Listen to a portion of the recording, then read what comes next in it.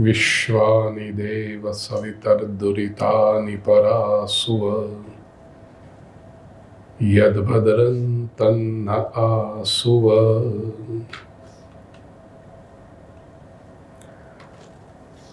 આત્મીય સ્વજનો, Shri visa નાગર વણિક, કારણ કે સુભાષભાઈ અને રૂપાબેને અત્યાર સુધી મને બહુ લાડ લડાવ્યા છે, એટલે મારે આમ યાદ કરીને વણિક જ્ઞાતિ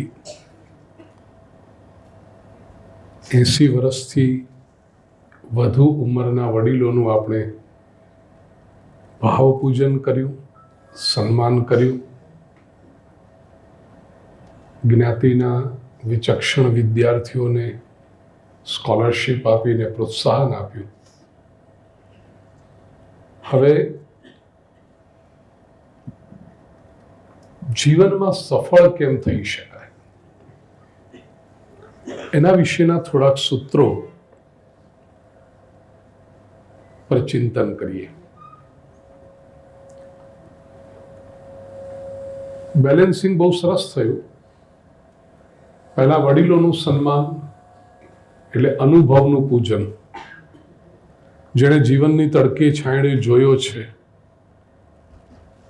અને નવી પેઢી એની પીઠ થાબડવાની વૃત્તિ, કારણ કે એની સન્મુખ આખું જીવન પડ્યું છે. વિશ્વમાં અત્યારે સમસ્યા જે છે કે કોઈને કોઈનું સાંભળવું નથી.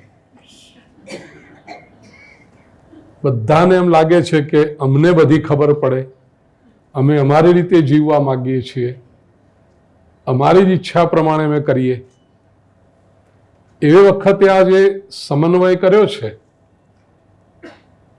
માટે મારા પ્રિય, મારા આત્મીય રાજેનભાઈ રૂવાલા અને સમગ્ર ટ્રસ્ટી મંડળને હું અભિવાદન આપું કે થોડુંક કાન સરવા કરીને સાંભળવાની ટેવ પડવી જોઈએ. કારણ ઇંગ્લિશમાં વિદ્વાન માટે શબ્દ છે વેલ રેડ, જેણે બહુ વાંચ્યું છે. સંસ્કૃતમાં વિદ્વાન માટે શબ્દ છે બહુશ્રુત, જેણે ઘણું સાંભળ્યું છે. માત્ર બહુ વાંચ્યું હશે એને આપણે ત્યાં બહુ કિંમત નથી. જેણે વધારે સાંભળ્યું છે એનો મહિમા છે. જીવનની સફળતાના સૂત્રો વિશે સાંભળી અને આપણે એના પર ચિંતન કરીએ. વિષયની વાત થઈ ત્યારે સુભાષભાઈની ઈચ્છા એવી હતી કે જીવનના બધા જ આસ્પેક્ટ્સને સ્પર્શી શકીએ. કારણ કે એક વસ્તુ નક્કી છે, બધા જ સફળ થવા ઈચ્છે છે. સમયસર આવ્યા હશે એ લોકો પણ સફળ થવા ઈચ્છે છે. અત્યારે અંદર ચાલ્યા આવે છે એ પણ જીવનમાં સફળ થવા ઈચ્છે છે. અને હજી કલાક પછી જમવાના ટાઈમે આવશે એ પણ સફળ થવા તો ઈચ્છે જ છે. દરેકની સફળતાની વ્યાખ્યા જુદી જુદી હોઈ શકે, સફળતાનું પરસેપ્શન જુદું જુદું હોઈ શકે, પણ સફળ દરેકને થવું છે. સફળ કઈ રીતે થવાય?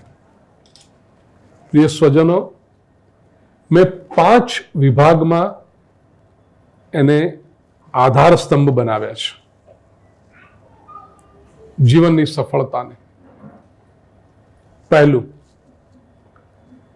આ 5 પિલર્સ જો આપણે સાચવી શકીએ તો જીવન ઓવરઓલ સફળ થયું એમ કહી શકાય. પહેલું છે શિક્ષણ. આપણે જે સ્કોલરશીપ આપી એમાં સફળતા આવશ્યક છે. બીજું છે સંપત્તિ. શિક્ષણ પ્રાપ્ત કર્યા પછી દરેક વ્યક્તિ સંપત્તિ કમાવા ઈચ્છે છે અને એમાં કશું ખોટું પણ નથી.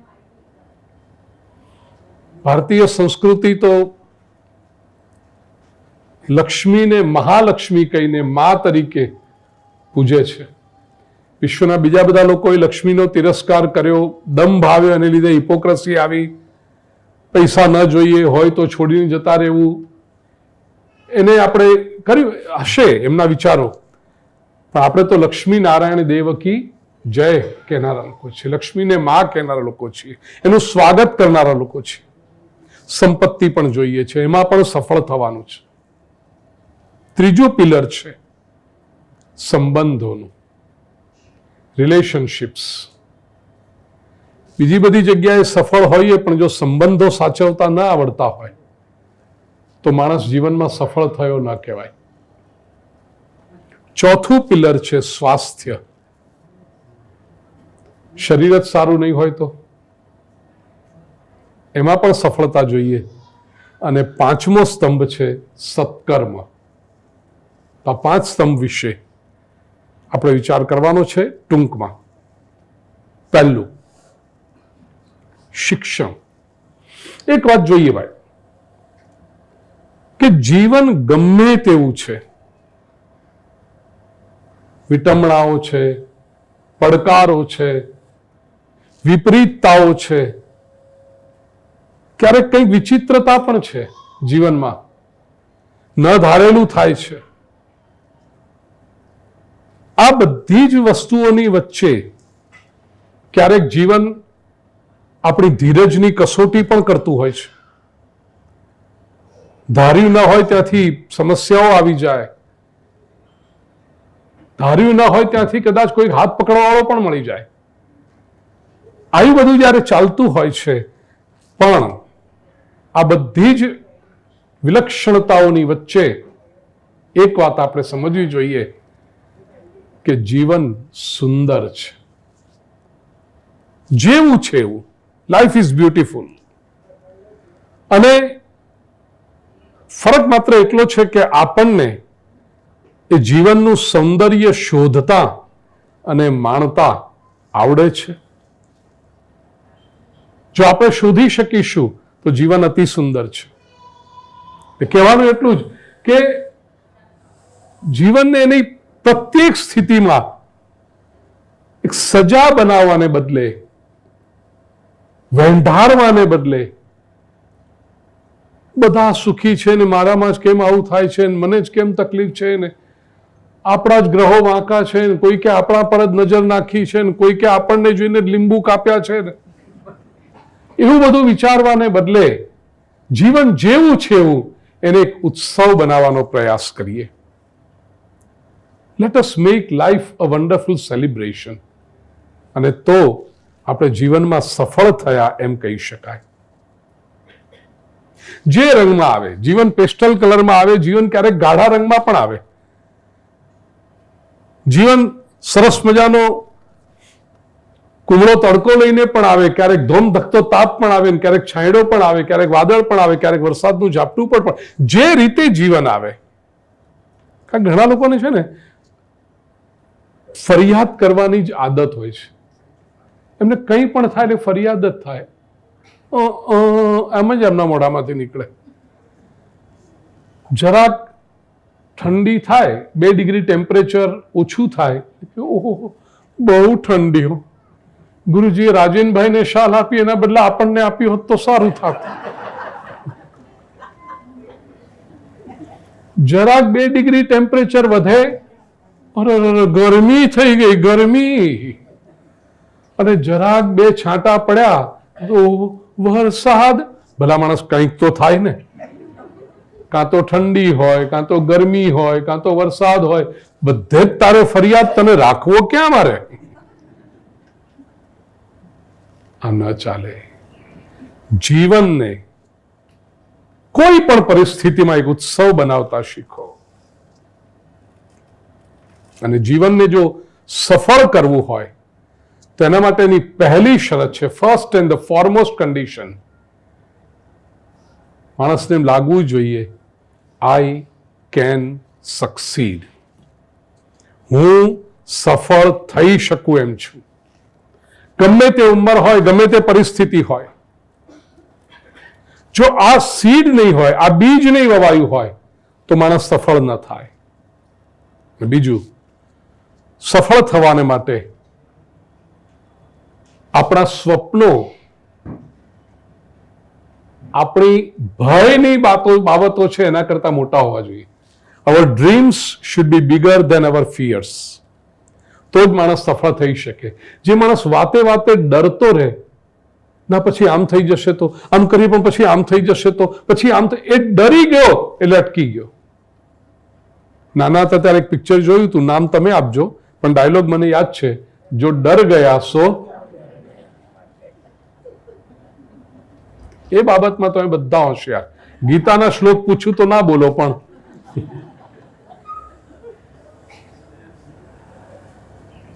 આપણા સ્વપ્નો, આપણા લક્ષ્ય, આપણા ગોલ્સ એ આપણા ભય કરતા વધારે મોટા હોવા જોઈએ, તો માણસ સફળ થઈ શકે. આ ભૂમિકા સાથે આવો સૌથી પહેલું શિક્ષણ.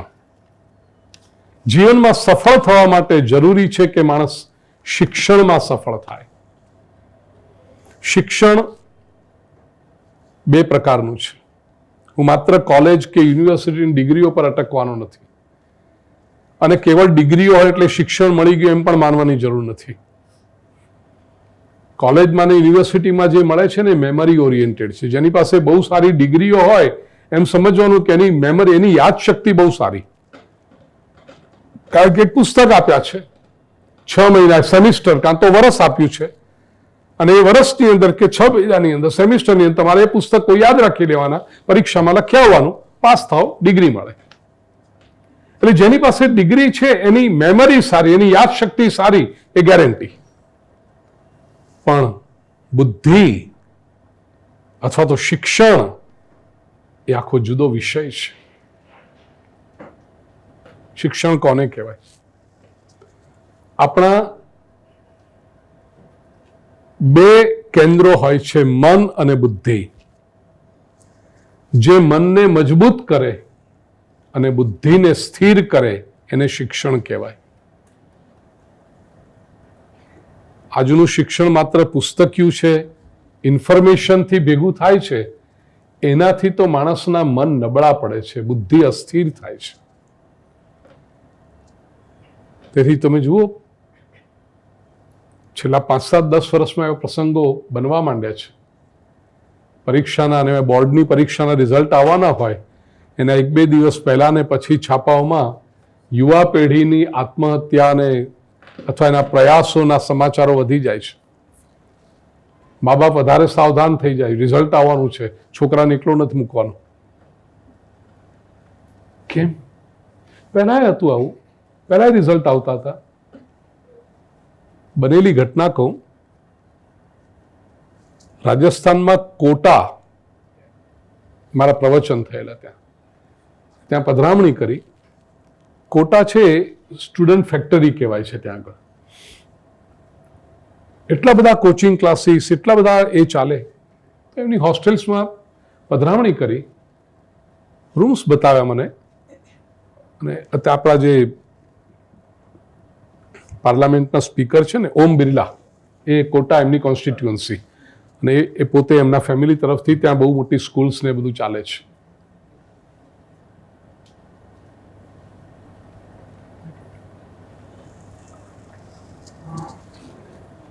હોસ્ટેલમાં ગયો, જે બધા સ્ટુડન્ટ્સ રહેતા હતા ત્યાં, બધી વસ્તુ બરાબર હતી, રહેવાની સગવડ ને સારી. મને એક વસ્તુ જોઈને નવાઈ લાગી કે છોકરાઓની હોસ્ટેલની રૂમમાં જે પંખા હોય એ પંખાની ઉપર પાંજરા લગાડી દીધેલા. જેમ તમે રેલવેના પંખાની જુઓ ને, રેલવેમાં તો ઠીક છે કે ભાઈ કોઈ ચોરી ન જાય, પણ આ તો બધા સારા સારા ઘરના છોકરાઓ છે. મેડિકલમાં, એન્જિનિયરિંગમાં, આઈએએસમાં, આઈઆઈએમમાં, આઈઆઈટીમાં એડમિશન લેવા માટે બધા આવેલા છે. લાખો રૂપિયાની ફી ભરીને આવ્યા છે. એ 1000 રૂપિયાના પંખા કાઢી જશે. શા માટે લગાડીશ? મેં પૂછ્યું કે આ પંખાની પર પાંજરા કેમ લગાડ્યા છે બધી? ત્યારે કે અહીંયા આગળ સ્ટુડન્ટ્સને એટલું બધું પ્રેશર હોય છે કે રિઝલ્ટમાં જો કંઈ તકલીફ પડે તો લોકો પંખે લટકી જાય છે. એ પંખે લટકી ન જાય એટલા માટે મેં આ પાંજરા લગાડે છે કે લટકવાની જગ્યા જ ન રહે. આ બહુ સેડ સિચ્યુએશન છે.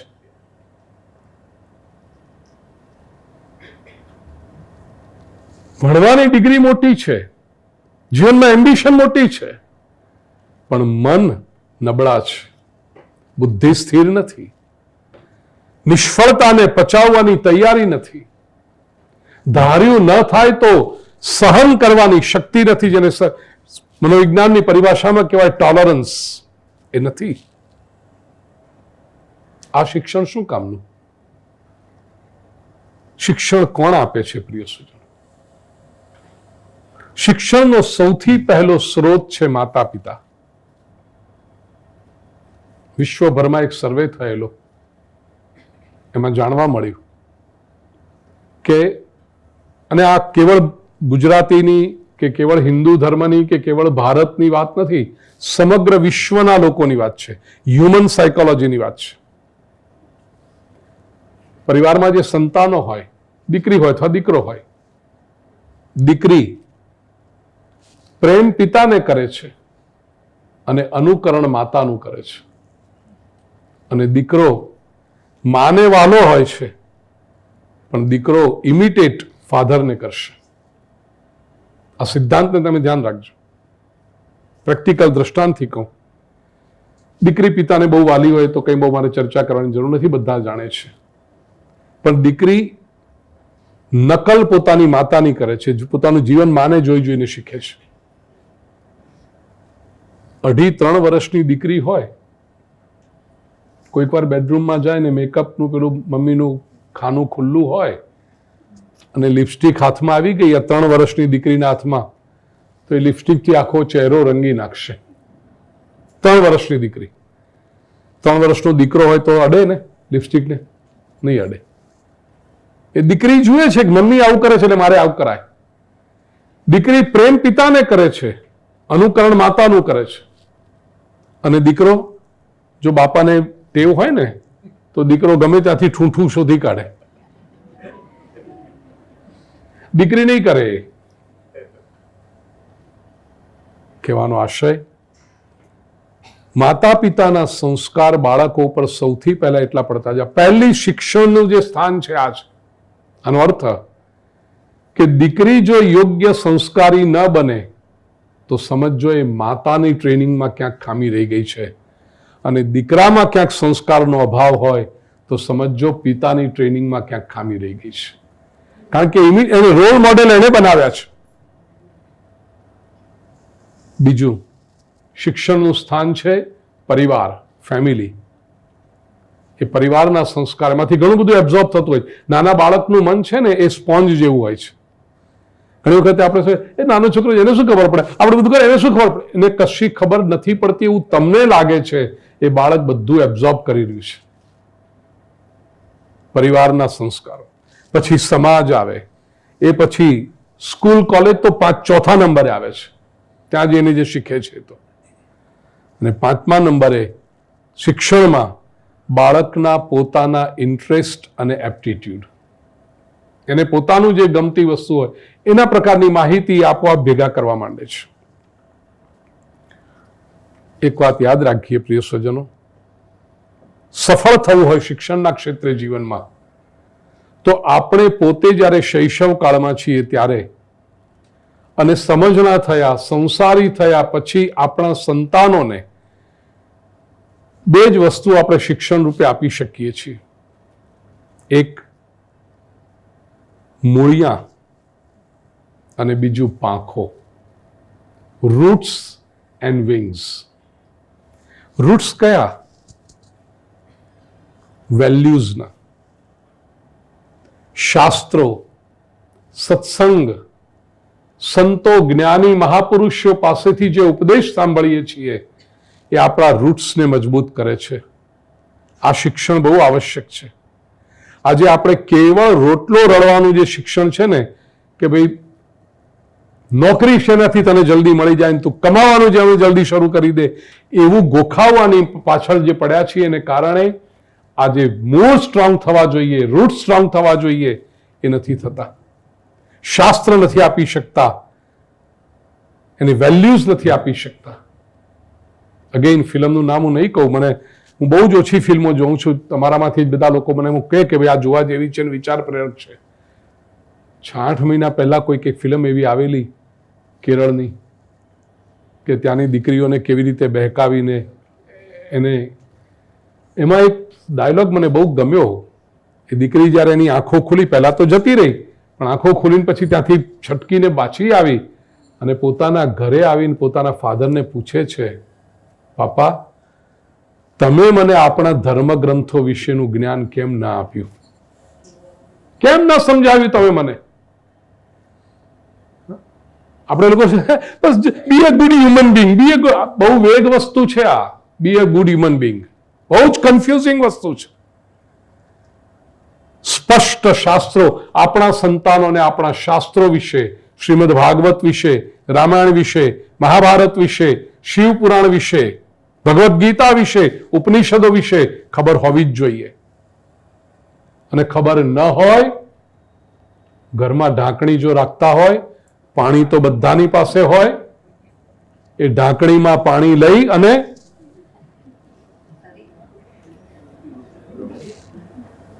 ખબર હોવી જ જોઈએ. તકલીફ ક્યાં થાય છે? કુવામાં જ નથી તો પછી હવેડામાં ક્યાંથી આવે?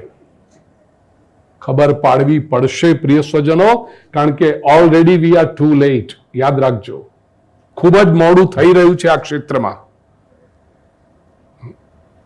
સારા માણસો બધા જ બનશે જો આ મૂલ્યો પાક્કા હશે તો બાળકોને સૌથી પહેલું તો આ સ્ટ્રોંગ વેલ્યુઝ આપો, રૂટ્સ મજબૂત કરો, અને બીજું પાંખો આપો એમને, મજબૂત પાંખો. એક શેનાથી? પ્રોત્સાહનથી અને માર્ગદર્શનથી. બાળક કંઈક સારું કરીને આવે ત્યારે એની હિંમતથી પીઠ પર થબડાવ, બેટા બહુ સરસ કર્યું કામ તે.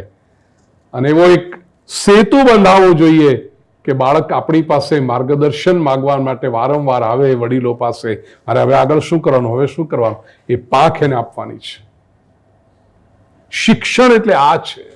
શિક્ષણ એટલે માત્ર અંગ્રેજી મીડિયમમાં બેસાડી દીધા ને, ગોખાવી દીધા ને, પ્રાઇવેટ ટ્યુશન કોચિંગ ક્લાસીસમાં આપી દીધા ને, ડિગ્રી અપાવી દીધી એટલે શિક્ષણ આપી દીધું, દીકરાને એજ્યુકેટ કરી દીધો. એજ્યુકેટ તો એ પોતે થશે.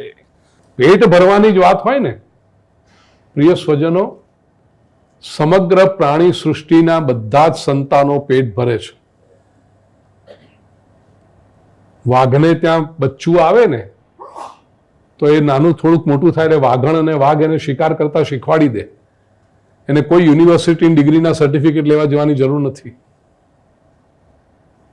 તો આપણું બાળક જન્મશે ભૂખ્યું મળશે? એ રોટલો રળવા માટે એને તમે આ કરવાનું? સારામાં સારું એજ્યુકેશન આપવાનું ના નથી પાડતો, પણ શિક્ષણની સાથે જ્યાં સુધી આ મૂળિયા અને પાંખો નહીં આપી શકીએ ત્યાં સુધી એમ સમજો કે શિક્ષણ અધૂરું છે, એ જીવનમાં સફળ નહીં થઈ શકે. તેથી મેં પહેલા કહ્યું એ રીતે વિન્સ્ટન ચર્ચિલનું એક વાક્ય મને બહુ ગમે છે કે success is the ability to go from failure to failure without losing your enthusiasm. એક નિષ્ફળતા આવી એનાથી ભાંગી પડવાની જરૂર નથી. નિષ્ફળતા પણ જીવનમાં ઘણું શીખવતી હોય છે. તો આ શિક્ષણમાં સફળતા માટે આ જરૂરી છે.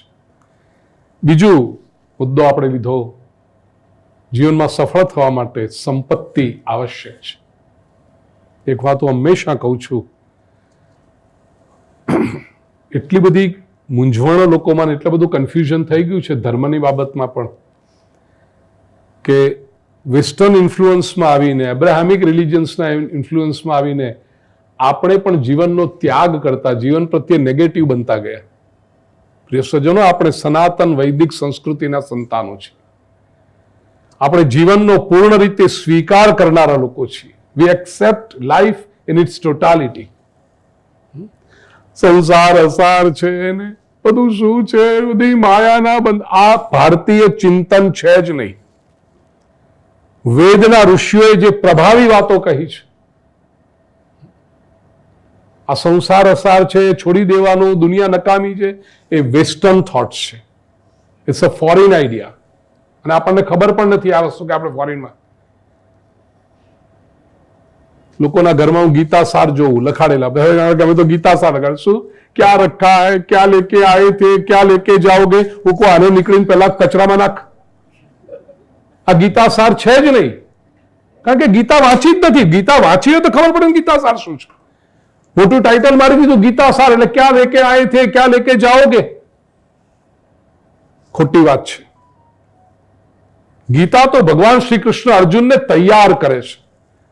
અર્જુન ભાગી જવાની વાત કરે છે, ક્યાં લેકે આઈ થે ક્યાં લેકે જાઓગે? કૃષ્ણ કહે છે લડ વિજયીબાન. આ વૈદિક તત્વજ્ઞાન છે, આ ઋષિનું તત્વજ્ઞાન છે. તેથી સંપત્તિ નકામી છે એવું ક્યારેય નહીં સમજતા. એ તો ઘણા લોકો એવું ને, કોઈ પણ ધાર્મિક પ્રવચનમાં જઈએ ને એટલે માનસિક રીતે ઘરેથી તૈયાર થઈને જ નીકળે કે અમુક વાતો તો ત્યાં જઈને આપણે સાંભળવાની જ છે. આ સંસાર અસાર છે એટલે આપણે કહીએ હા ગુરુજી, આ તો બધો માયાનો ખેલ છે. હા મહાત્માજી, આ સંસારમાં તો બધા બંધન છે. હા, આ સંસાર છોડી દો.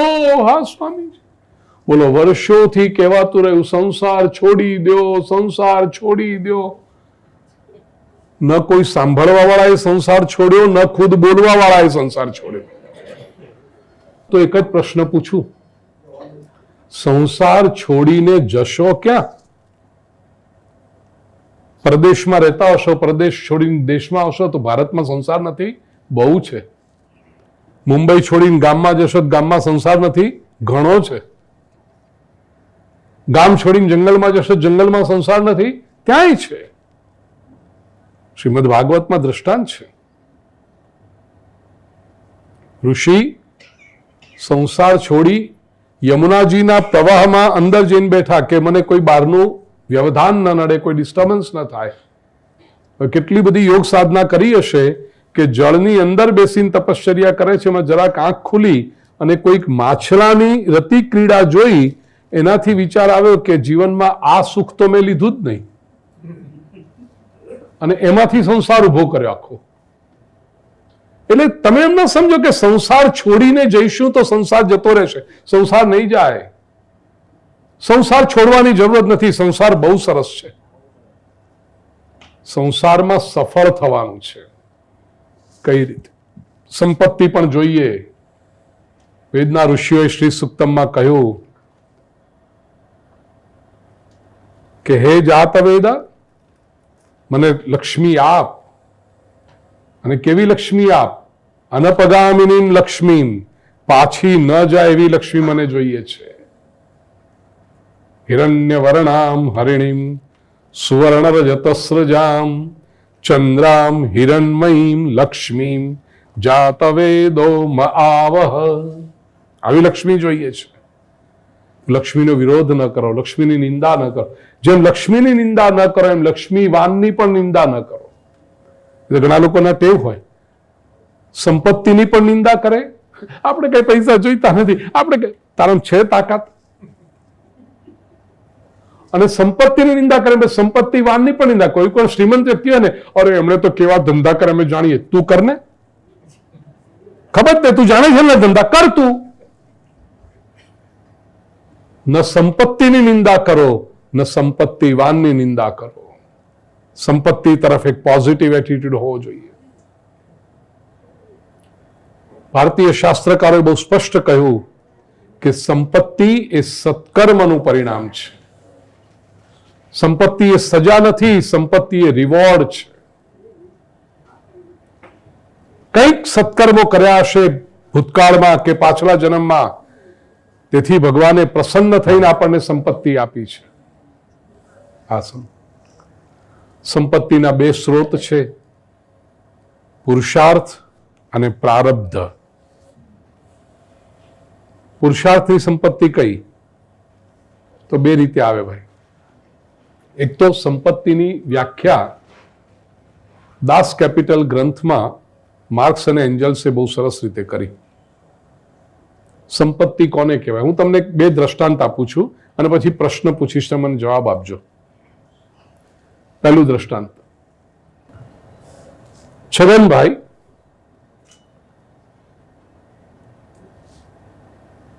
મહિને 1 લાખ રૂપિયા કમાય છે. દ્રષ્ટાંત આપું છું. અને સામે એમને 1 લાખનો ખર્ચો છે. બીજા મગનભાઈ છે, એ મહિને 20,000 કમાય છે, તો એમનો ખર્ચો 15,000નો છે. દર મહિને 5,000 બચે છે. મારો પ્રશ્ન બહુ સીધો સરળ પ્રશ્ન છે. તમારી દ્રષ્ટિએ સંપત્તિવાન વ્યક્તિ કોણ આ બંનેમાં? બરાબર છે. એટલે માણસ વધારે કમાય તો એ સંપત્તિવાન છે એવું નહીં. સંપત્તિ શું? માર્ક્સ અને એન્જલ્સની વ્યાખ્યા છે, બહુ સિમ્પલ ટર્મ્સમાં મૂકી. અહીંયા 5માંથી 4 ટ્રસ્ટીઓ સીએ છે એવું મને પહેલા કહી દીધું એ લોકો. એટલે કે સંપત્તિ શું? સરપ્લસ જે છે, આપણી આવશ્યકતા કરતા જે વધારે છે એને સંપત્તિ કહેવાય. પહેલી વસ્તુ બરાબર છે. બીજું, હવે એ સરપ્લસ કરવી કેવી રીતે? મને થોડોક સંકોચ એ થઈ રહ્યો છે કે આ બ્રાહ્મણ નાગરવાણીયાઓને શીખવાડે. બોલો, દાઈ માના દીકરાઓને મારે શીખવાડવાનું હોય સંપત્તિ? પણ પ્રવચનનો વિષય છે તેથી કહું. સરપ્લસ કેવી રીતે કરવું? 2 રસ્તા છે. એક તો ખર્ચો ઓછો કરો તો સરપ્લસ થાય. મોટા ભાગના લોકો કહે છે ખર્ચો ઓછો કરો, બચાવો બચાવો, બજેટિંગ કરો, કોર્નર કટ કરો, 5 રૂપિયાની વસ્તુ 4 રૂપિયામાં લઈ આવો તો આપણે બહુ ડાયા થઈ ગયા, હોશિયાર થઈ ગયા, બચાવ્યું. આ એક રસ્તો છે. અને બીજો રસ્તો છે આવકને વધારો. પ્રિય સ્વજનો, એક વસ્તુ યાદ રાખજો, પહેલો રસ્તો માણસને શ્રીમંત ન બનાવી શકે. બચાવો બચાવો બચાવો, કોર્નર કટ કરી કરીને તમે કેટલા કરશો?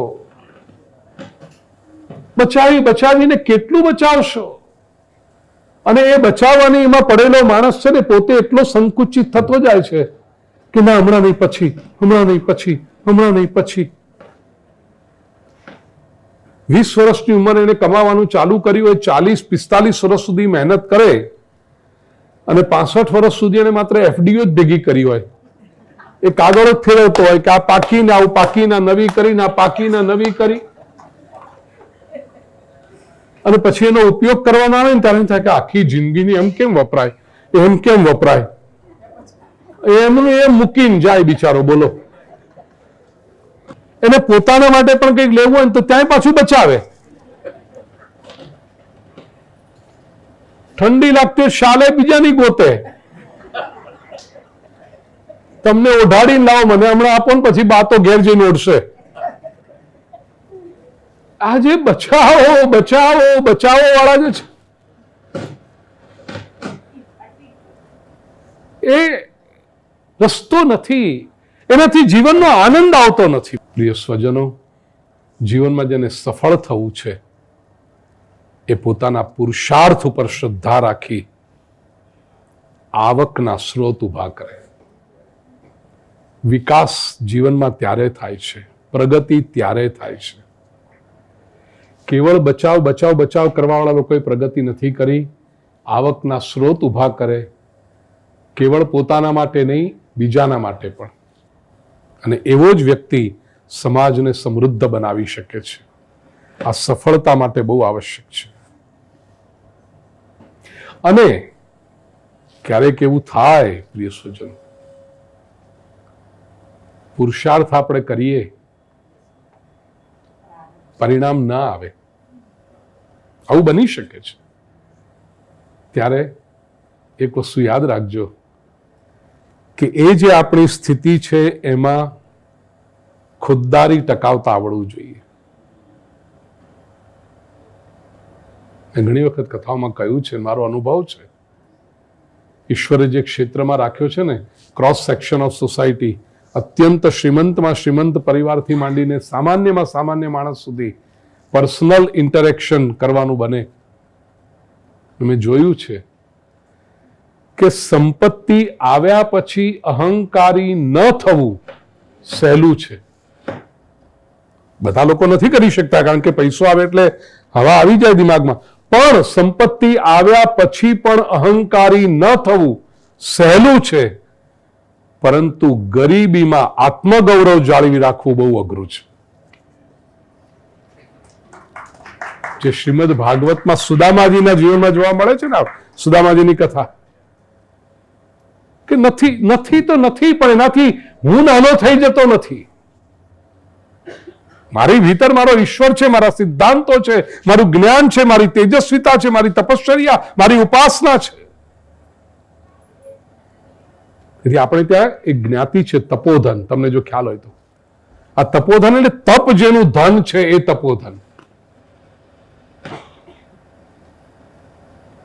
સંપત્તિ આવે ને અહંકાર ન કરે સારી વસ્તુ છે, પણ દરિદ્રતામાં પણ જે પોતાનું આત્મગૌરવ જાળવી રાખે એ વિલક્ષણ વ્યક્તિ.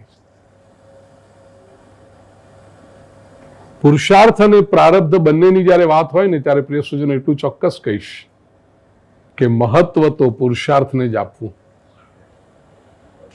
આપણા ગુજરાતી ભાષામાં બહુ સારા ગઝલકારેક થયા. આપનામાંથી કદાચ કોઈને શોખ ખરો કાવ્ય સાહિત્ય પદાર્થનો?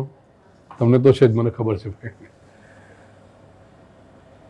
શૂન્ય પાલનપુરી, એમને બહુ સરસ શેર છે. કોનો સાથ જીવનમાં સારો, શૂન્ય તમે પોતે જ વિચારો. કોનો સાથ જીવનમાં સારો, શૂન્ય તમે પોતે જ વિચારો. મહેનત પાછળ બબ્બે બાહુ, કિસ્મત પાછળ માત્ર હથેળી. મહેનત પાછળ બબ્બે બાહુ, કિસ્મત પાછળ માત્ર હથેળી. તો પુરુષાર્થનો મહિમા બહુ છે. અને પ્રિય સ્વજનો, સંપત્તિ ચોક્કસ વધારવાની, પણ એની સાથે એક વસ્તુ બહુ આવશ્યક છે. એ રેટ રેસમાં જો માણસ પડે ને પછી તો ગમે તેટલું આવે એટલું ઓછું જ લાગે છે. એટલે એક વસ્તુ સ્થિતિ એવી છે જ્યાં જીવનમાં સફળતાને માટે આવે જોઈએ છે સંતોષ. માટે શાસ્ત્રકારો કહે છે સંતોષ એવ પુરુષસ્ય પરમ નિધાનમ. સંતોષ એ મનુષ્યની મોટામાં મોટી સંપત્તિ છે. કબીરે પણ કહ્યું, ગોધન ગજધન વાજી ધન और रतन धन खान, जब पावे संतोष धन सब धन धूरी समान. प्रिय स्वजनो, सफળતા માટેની ત્રીજી વાત એ છે સંબંધ, રિલેશનશિપ્સ.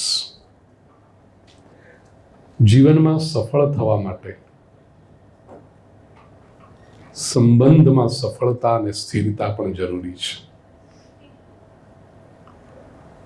સંબંધ બે પ્રકારના હોય છે, સામાજિક અને સંવેદનાત્મક. અમુક સંબંધો એવા છે જે વ્યવહારિક છે. આપણે આવ્યા એ પહેલા બધા તૈયાર થઈને પડેલા સંબંધો છે. એ સંબંધો એવા છે જે આપણે બનાવ્યા નથી, બની ગયેલા તૈયાર છે. મશ્કરીમાં ઘણી વખતે દ્રષ્ટાંત આપું.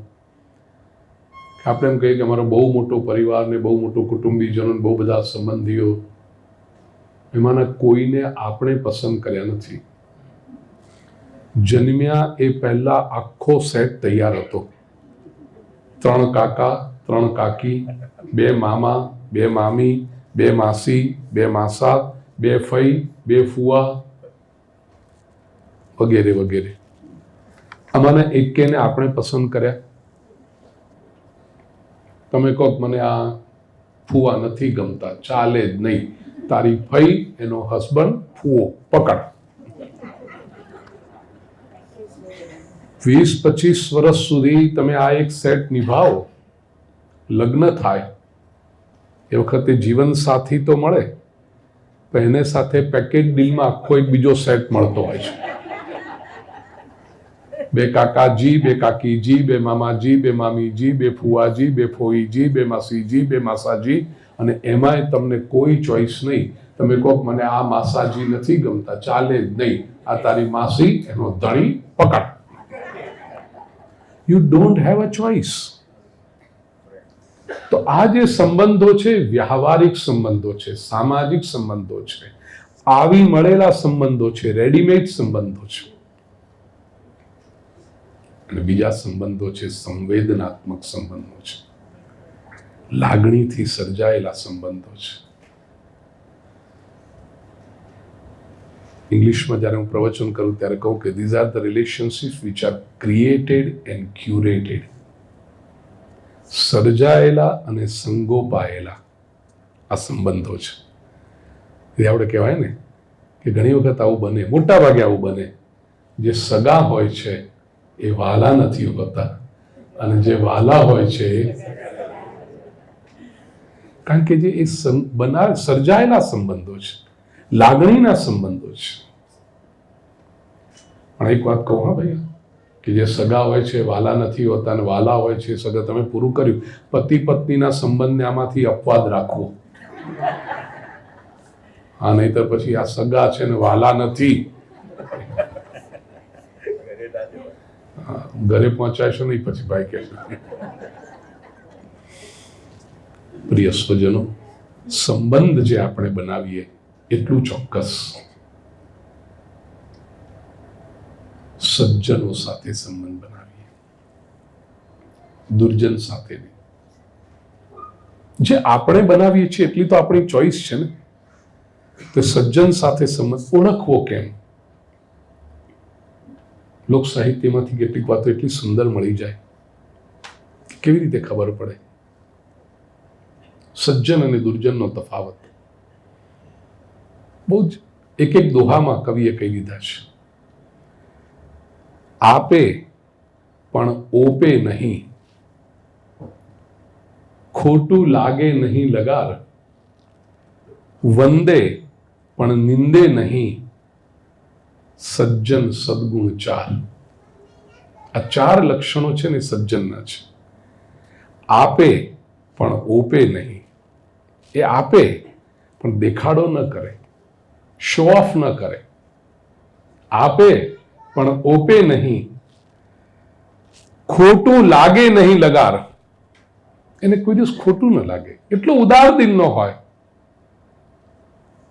આ સજ્જનનું બીજું લક્ષણ છે. ત્રીજું, વંદે પણ નિંદે નહીં. એ બધાને વંદન કરે. દરેકની અંદર જે સારો ગુણ હશે એનું સન્માન કરતો હોય, આ સજ્જનનું લક્ષણ છે. અને સજ્જનનું ચોથું મહત્વનું લક્ષણ, નિંદે નહીં. એની પાસે તમને નેગેટિવ વાતો સાંભળવા નહીં મળે, એની પાસેથી નિંદા સાંભળવા નહીં મળે. આનું આમ થયું, પેલો આવો છે, એ કોઈ દિવસ નહીં મળે. આવો માણસ જ્યાં મળે એની સાથે સંબંધ બાંધીએ તો જીવનમાં સફળ થઈશું. આ પોઝિટિવ લોકો છે. સામે દુર્જન કેવો? ઓપે પણ આપે નહીં.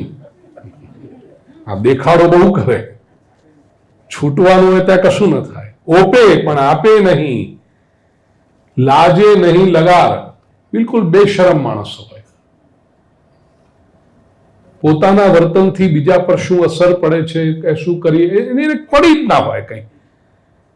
આટલા બધા લોકો સરસ મજાના શાંતિથી બેસીને સાંભળતા હોય એકાગ્રતાથી, પણ પોતાનું કંઈક હોય ને, એ પાણી લાવજે ને, એ પેલો આમ કરજે, આમ ઘસરકો એવો પાડે. બેશરમ માણસ. બોલો, એને એમ ના લાગે કે આપણાથી ન કરાય, થોડુંક અનુશાસન જોઈએ, કંઈક ડિસિપ્લિન જોઈએ?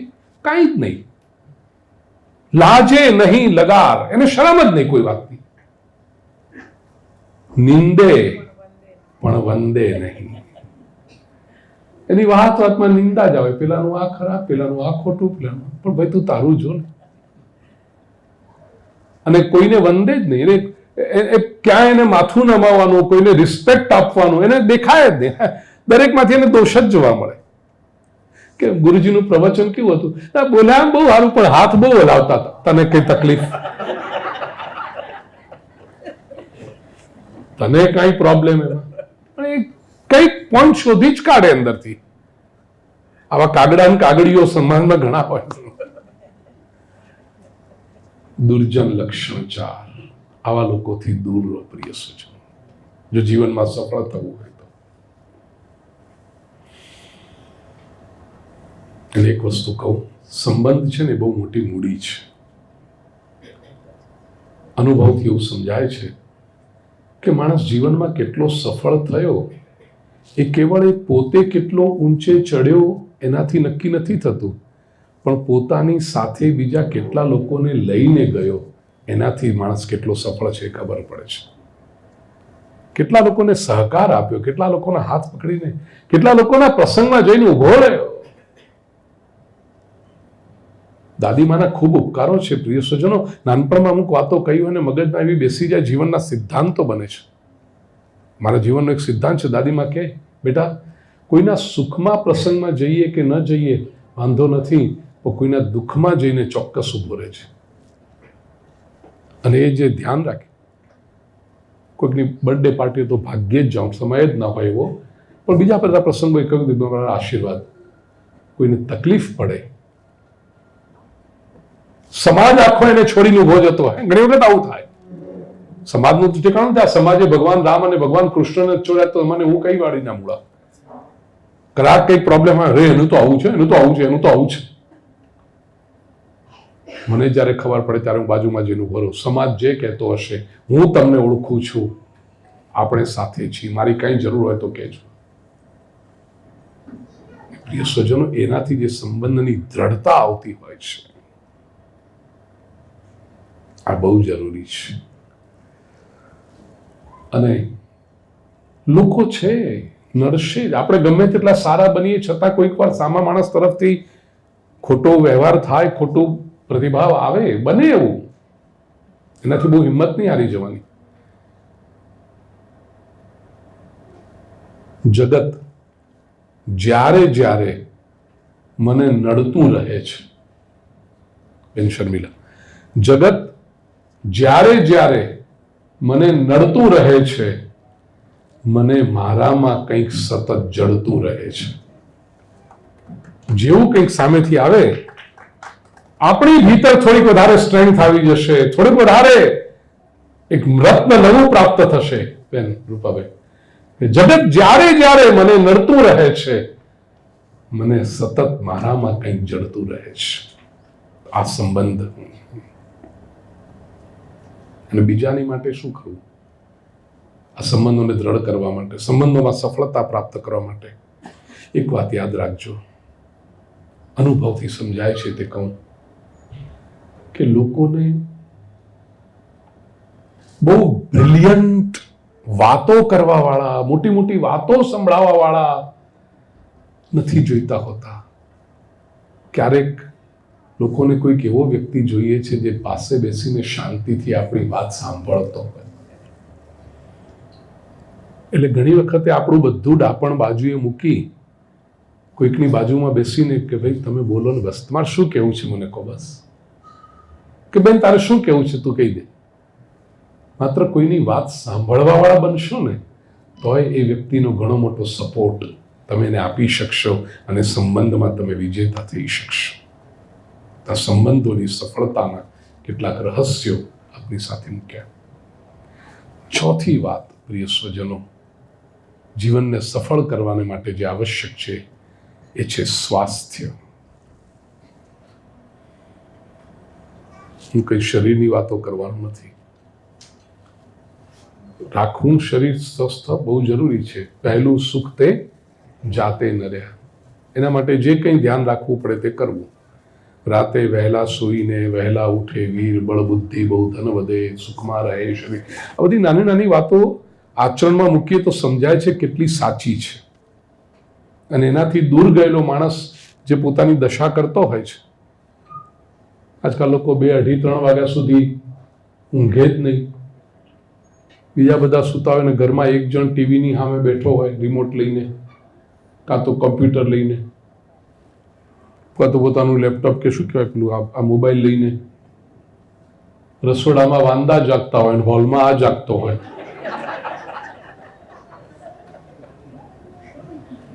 નિશાચર. પછી 10 વાગ્યા સુધી પડ્યો રહે. આ આખી જિંદગી છે.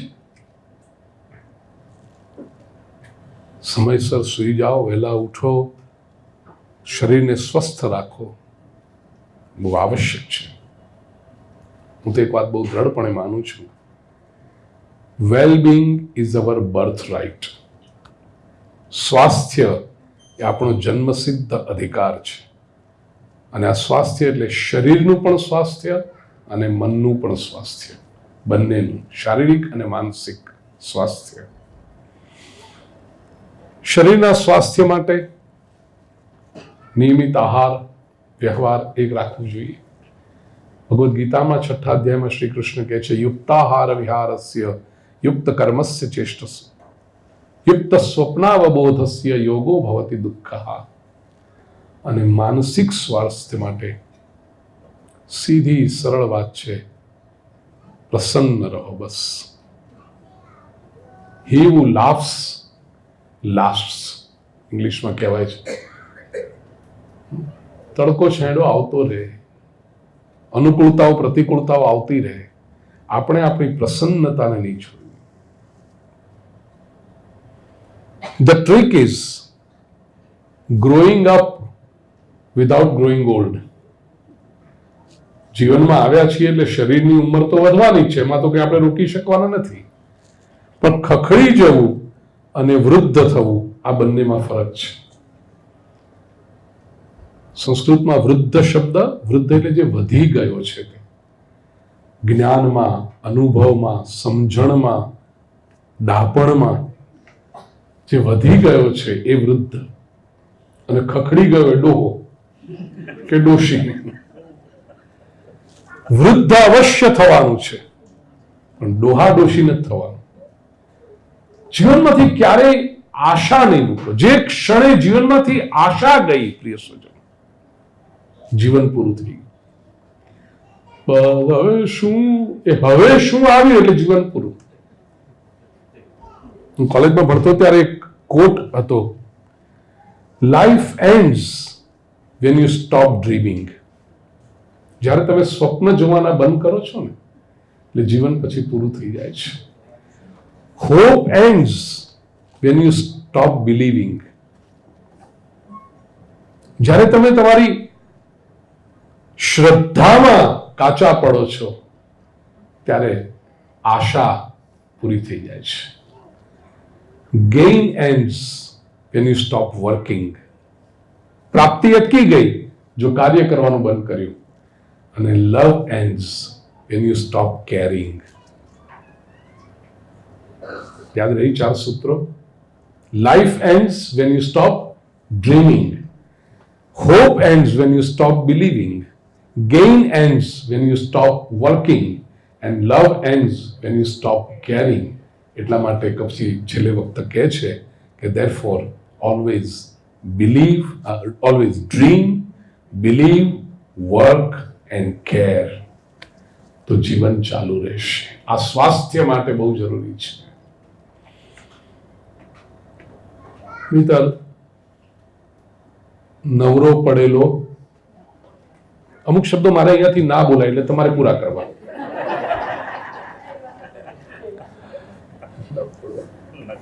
અશોકપુરી ગોસ્વામી નામના એક આપણા કવિ બહુ સરસ વાત કરે છે. આ જ વસ્તુને કેટલી સરસ પોએટિકલી મૂકી શકાય. આપણું મન એ રીતે રકઝક કરે, આપણું મન એ રીતે રકઝક કરે જેમ ચકલી આઈને ટક ટક કરે. ગામડામાં જોયું હશે, અરીસા ઉપર આવીને ચકલી બેસે ને પછી ટક ટક ટક ટક કરે. આપણું મન એ રીતે રકઝક કરે જેમ ચકલી આઈને ટક ટક કરે. કોઈ કારણ, એમ કશું આઈનાને ફરક નથી પડવાનો, ચકલીને જ નુકસાન થવાનું છે, પણ ટક ટક ટક ટક કરીને પાછી કોના પર કરે? પોતાના ઉપર જ કરે છે. આપણું મન જો રકઝક કરે છે, બીજા કોઈ નથી કરતું, એ નુકસાન કેવળ આપણને જ થાય છે, બીજા કોઈ નથી. ચિંતા છોડો. માનસિક સ્વસ્થતા માટે બહુ જરૂરી છે. આજકાલ આ ચિંતાનો જે જુવાળ છે ને, બધાને ન હોય ત્યાંથી ઊભી કરે છે. શાસ્ત્રકારે બહુ સરસ કહ્યું, ચિંતા ચિતા સમાપ્રોક્તા બિંદુ માત્ર વિશેષતા. ચિંતા અને ચિતા સમાન છે. પછી કવિ કહે છે કે ના, ચિંતામાં એક ટપકું વધારે છે, બિંદુ માત્ર વિશેષતા. અને ફરક શું થયો? એક ટપકાથી ઘણો બધો ફરક પડી જાય છે. ચિતા દહતિ નિર્જીવમ, ચિંતા દહતિ જીવિતમ. ચિતા તો સારી કે જે મૃત્યુ પામ્યો છે એનું દહન કરે છે, પણ ચિંતા તો જે જીવતો છે એને બાળી નાખે છે.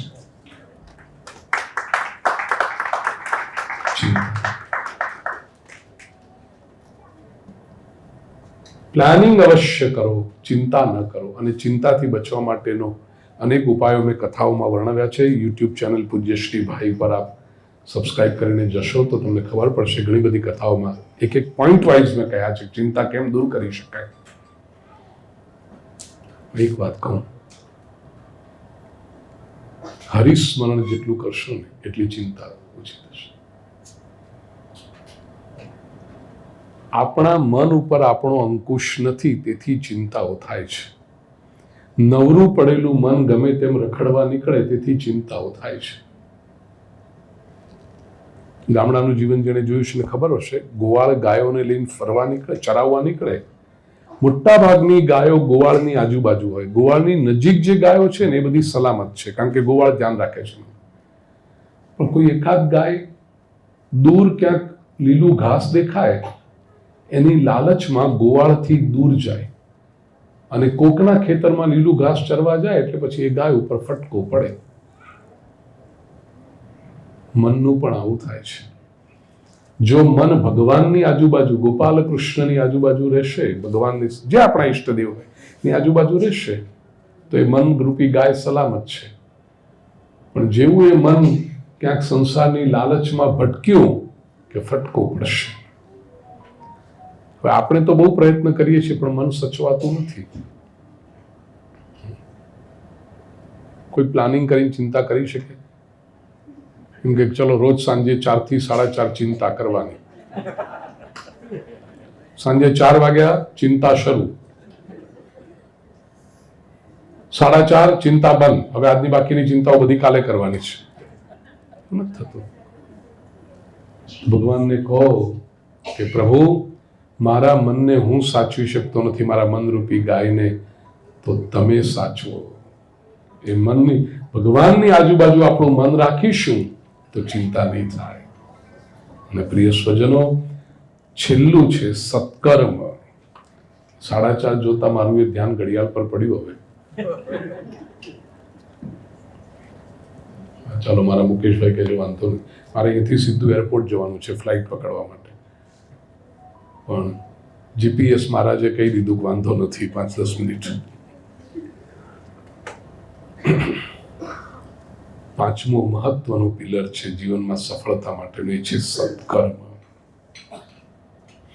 સત્કર્મ 2 ક્ષેત્રમાં હોવા જોઈએ, ધર્મ અને અધ્યાત્મ.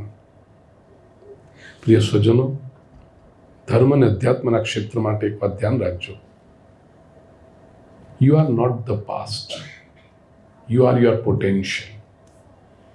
વ્યક્તિ ધાર્મિક કે આધ્યાત્મિક ક્યારે થઈ શકે, વ્યક્તિ સફળ ક્યારે થઈ શકે? જો કેવળ ભૂતકાળ જે થઈ ગયું એમાં જ અટવાયેલો રહે તો વ્યક્તિ ક્યારે વિકાસ ન કરી શકે. ગયું છે એમાંથી શીખી લો અને ભૂલી જાઓ. હવે આગળની મારી શક્યતા શું છે, આગળની મારી સંભાવના શું છે, એ જ વ્યક્તિ ધાર્મિક અથવા આધ્યાત્મિક થઈ શકે છે. એટલે જ ભગવદ્ ગીતાના 9મા અધ્યાયમાં 30 અને 31મા શ્લોકમાં શ્રી કૃષ્ણ બહુ સરસ કહે છે, અપિચેત સુદુરાચારો ભજતે મામ અનન્ય ભાગ સાધુરેવ સમંતવ્ય સમ્યક વ્યવસિતો હિ સહ ક્ષિપ્રમ ભવતિ ધર્માત્મા શાશ્વત શાંતિમ નિગચ્છતિ કૌંતેય પ્રતિજાનીહિ નમે ભક્ત પ્રણશ્યતિ.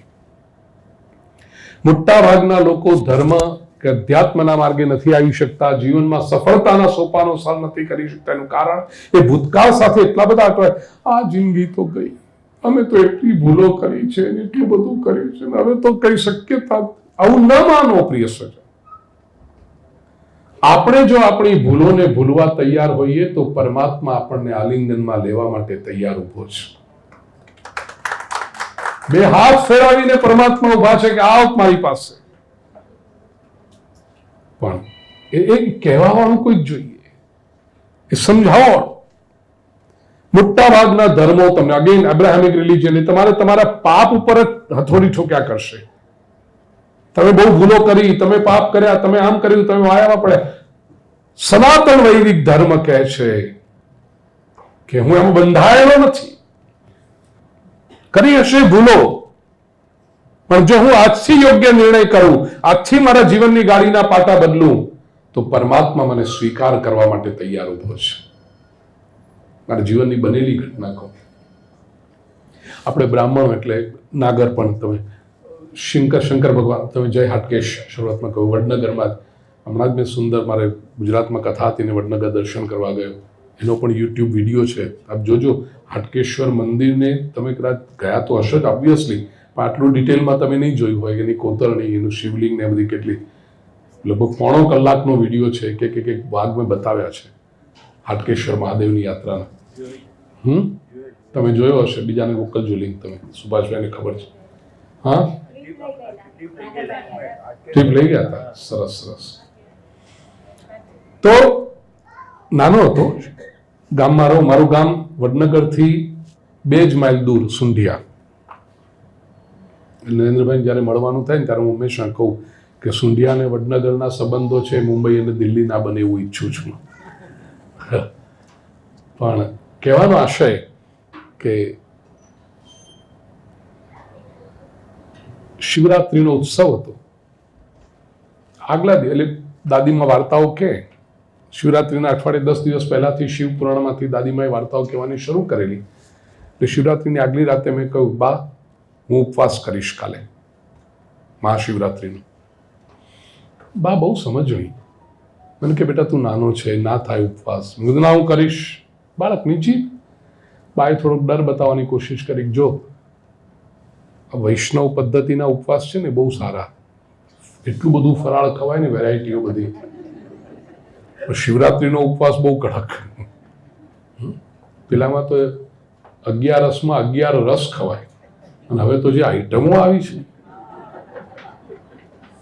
આ વખતે હમણાં હું અમેરિકા હતો, ગયા મહિને આવ્યો પાછો કથા કરીને અમેરિકા અને કેનેડામાં.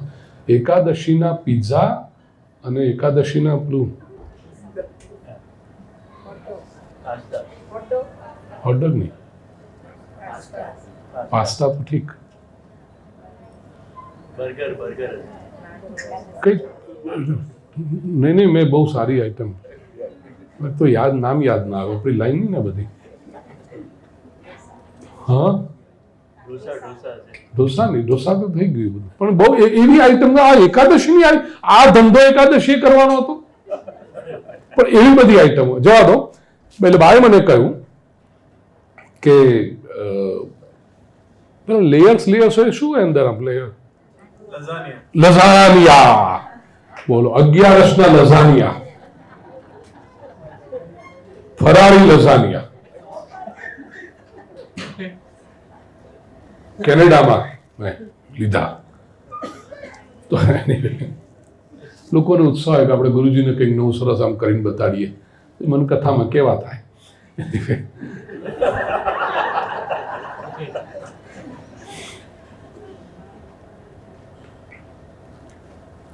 દાદીમાં કે જો શંકર ભગવાનનો ઉપવાસ એટલે બહુ કડક, કશું ખવાય નહીં ગયો. પછી શંકર ભગવાન નહીં ગમે, આમ નાના પણ હું કરીશ ને ઉપવાસ.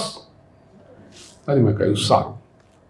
શિવરાત્રીનો દિવસ સવારે વહેલા ઉઠી નાહી ધોઈ ગામમાં જેટલા શંકર ભગવાનના મંદિરો હતા ત્યાં અભિષેક કરી આવી, ઓમ નમઃ શિવાયના જપ કરી. 12:30 સુધીમાં તો ફ્રી થઈ ગયા બધા. અને સ્કૂલમાં રજા હોય તો મિત્રો રમતા હતા. મુંબઈથી એક કાકા આવ્યા. બહુ ટૂંકમાં કહું છું આખી ઘટના. એની વખતે મુંબઈથી કોઈક આવે એટલે બધા એકદમ ભેગા થઈ જાય. અને મુંબઈથી હલવો, હા, આઈસ હલવો.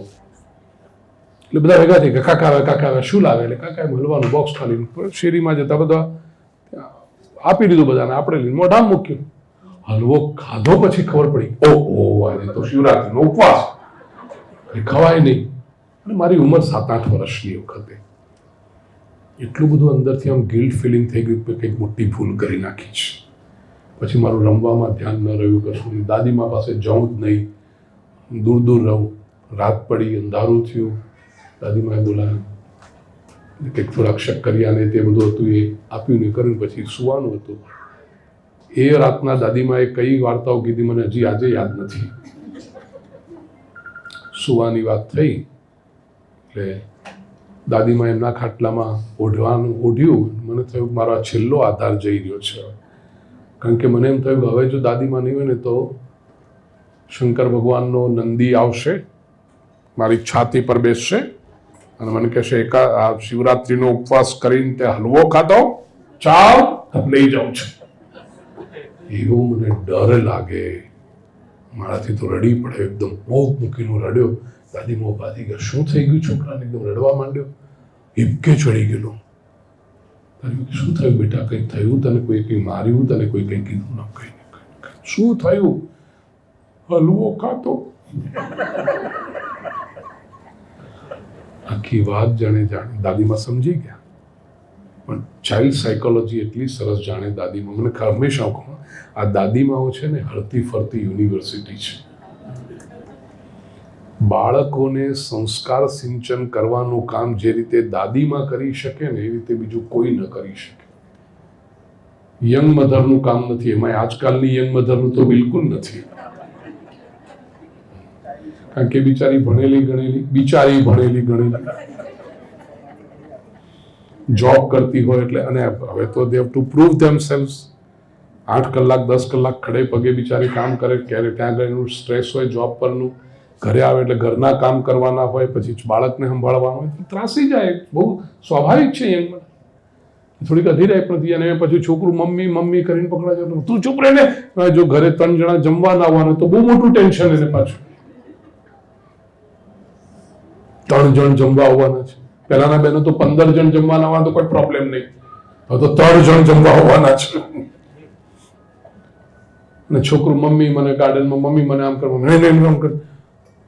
ના માને છોકરું. મમ્મી જોઈએ છે ને. પેલીને કે જો આમાં શાકમાં મરચું ઓછું પડશે, ઇજ્જતમાં એ થશે. 3 જણ જમવા આવવાના છે. પછી છોકરું જીદે ચડાય એટલે બાળકને એકદમ ધોલ મારે. ચૂપ કર, તને ક્યાંને કહું છું ને. ધોલ મારે. દીકરું ચૂપ રહેવાનું છે તો વધારે. બા આવે, માળા ફેરવતા, શું થયું? અને રસોડાનું દ્રશ્ય જોઈને બાને ખબર પડી જાય શું થયું હશે. એટલે બાને એ વખત ખબર પડે કે આ રણચંડીને વતાવવા જેવી નથી અત્યારે. જે કરવાનું છે આની હારે કરાય બાળક સાથે. બાળકને લઈને બા જાય, બેટા અહીંયા આવો, અહીંયા બહાર લઈએ. પણ છોકરું રડતું હોય ને જીદે ભરાય એટલે બા બાળકને ખોળામાં બેસાડી 2 મિનિટમાં કંઈક એવું કરે ને કે છોકરું પોતાની જીદ ભૂલી જાય, રડવાનું બંધ કરી દે, હસવા માંડે. બોલા બાએ કયો જાદુ કર્યો? એ બા બન્યા પછી જ આવડે છે. હા, કારણ કે બા જયારે યંગ મધર હોય ને ત્યારે બાએ પણ ધડામ જ કર્યું હોય છે. દાદી માં બને એટલે એનામાં એ ગુણ આવી જાય. તો દાદીમાં સમજી ગયા મેં શું કર્યું. તો દાદીમાં એ ઓપોર્ચ્યુનિટી લઈ લીધી અને કે જો બેટા, મેં તને ગઈકાલે ના પાડી હતી છતાં તે ઉપવાસ કર્યો, જીદ કરી. હવે કરીશ. બા કે માનવાનું ને? હા. હવે તું કે બધું જ માનીશ. બસ વડીલો કે માનવાનું? હા માનીશ. ચાલો, પહેલી વખત તારી ભૂલ થઈ છે ને, હું ભોળાનાથને કહું છું, શંકર દાદાને કહી દઉં છું કે નહીં થાય, સુઈ જા શાંતિથી. તો એ મારી ઉત્સુકતા એવી, દાદીમાં શું કહેશે. બા ખાટલામાંથી ઊભા થઈ ઘરમાં ગયા, મંદિર પાસે દીવો કર્યો, હાથમાં માળા લીધી અને હું ઓઢવાનામાંથી આમ જો બા શું કરે છે. બાએ જેવી માળા લીધી, મેં કહ્યું બા જાણે ને ભોળાનાથ જાણે. ઘસઘસાટું સુઈ ગયું. વિચાર કરો આ થેરાપી કેટલી કામ કરી ગઈ.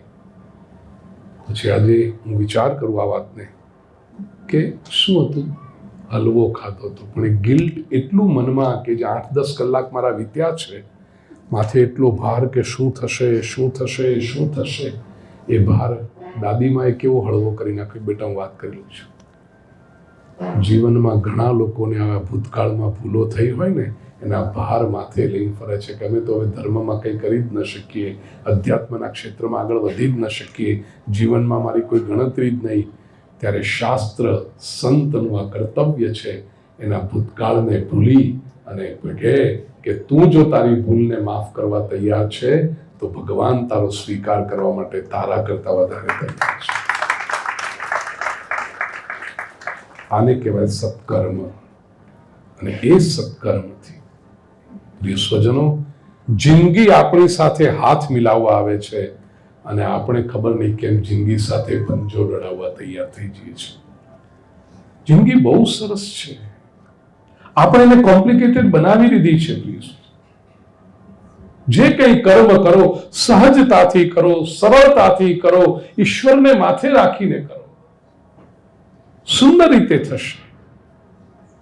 જિંદગી બહુ સુંદર છે. અને તેથી સત્કર્મની મારી વ્યાખ્યા બહુ સાદી, સિમ્પલ છે. ભગવદ્ ગીતામાં તો શ્રી કૃષ્ણે બહુ સરસ સમજાવ્યું છે. કર્મયોગ 3 અધ્યાય એનો 9મો શ્લોક, યજ્ઞાર્થાત કર્મણોન્યત્ર લોકોયમ કર્મ બંધન તદર્થં કર્મ કૌંતેય મુક્ત સંગ સમાચર. યજ્ઞાર્થ કર્મ કર. યજ્ઞ એટલે ભગવાનને માટે, કારણ કે શ્રુતિ વેદનું પ્રમાણ છે, યજ્ઞો વૈ વિષ્ણુ. યજ્ઞ એ પરમાત્માનું સ્વરૂપ છે. પરમાત્માને માટે, ભગવાનને માથે રાખીને ભગવાનને માટે કામ કરો. મુક્ત સંગ, આસક્તિ રહિત, અટેચમેન્ટ વગર કાર્ય કરો. સારી રીતે કરો, કોઈ કાર્યનું બંધન લાગતું જ નથી. પ્રસન્નતા. તેથી સૂત્રાત્મક રીતે મૂકો આ વાતને. હવે સત્કર્મ કરવું હોય તો, હે પ્રભુ, તારું કામ, એટલે આ થયો કર્મયોગ, તારું કાર્ય તારી રીતે, શાસ્ત્રોમાં જે તે બતાવ્યું છે એ પદ્ધતિથી, એટલે આ જ્ઞાન યોગ થયો, તારી રીતે, અને તને રાજી કરવાને માટે કરું છું, આ ભક્તિ યોગ થયો. તારું કાર્ય તારી રીતે અને તને રાજી કરવાને માટે કરું છું, આને કહેવાય સત્કર્મ. જ્ઞાન, કર્મ અને ભક્તિ ત્રણેયનો સમન્વય એ જીવનમાં થાય એટલે સત્કર્મ સફળ થાય. જીવનમાં જો આ 5 સ્તંભ આપણા યાદ રહી ગયા છે, 5 સ્તંભ, શિક્ષણ, સંપત્તિ, સંબંધ, સ્વાસ્થ્ય અને સત્કર્મ, આ 5 સ્તંભ જો સફળ થયા તો સંપૂર્ણ જીવન સફળ થાય. પ્રિય સ્વજનો, આપણા સૌના ઈષ્ટદેવ ભગવાન ભોળાનાથનો પવિત્ર શ્રાવણ માસ અંત તરફ જ્યારે જઈ રહ્યો છે, આજે ચતુર્દશી, કાલે સોમવતી અમાવસ્યા છે, એ વખતે ભગવાનના ચરણોમાં પ્રાર્થના કરું કે આપણા સૌનું જીવન સફળ થાય અને આ પંચ પાંખડીવાળું પુષ્પ પૂરેપૂરું ખીલે અને ધન્યતાનો આપણે સૌ અનુભવ કરીએ. એવી આપ સૌના અંતઃકરણમાં બિરાજેલા પરમાત્માને પ્રત્યેની શ્રદ્ધાને પ્રણામ કરી મારી વાણીને વિરામ આપું. સર્વેત્ર સુખિનઃ સંતુ સર્વે સંતુ નિરામયા સર્વે ભદ્રાણિ પશ્યन्तુ મા કશ્ચિत् દુઃખમ. શ્રી કૃષ્ણ કનૈયા લાલ કી નમઃ.